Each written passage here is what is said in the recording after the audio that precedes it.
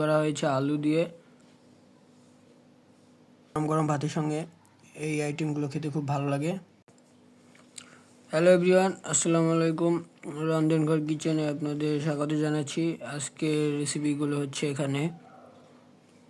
এটা হচ্ছে এখানে পুঁই শাকের গোটা, মানে পুঁই শাকের ফল, এটা ভাজি করা হয়েছে আলু দিয়ে।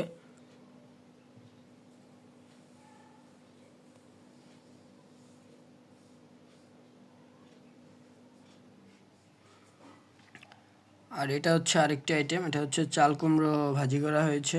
এই যে দেখুন, আজকে দুটো আইটেমই খুবই মজাদার। গরম গরম ভাতের সঙ্গে এই আইটেমগুলো খেতে খুব ভালো লাগে। আর এই পুঁই শাকের বীজ অর্থাৎ পুঁই শাকের গোটা যে আইটেমটি, এটা আপনারা শীতকাল ছাড়া পাবেন না, একমাত্র শীতকালেই পাওয়া যায়।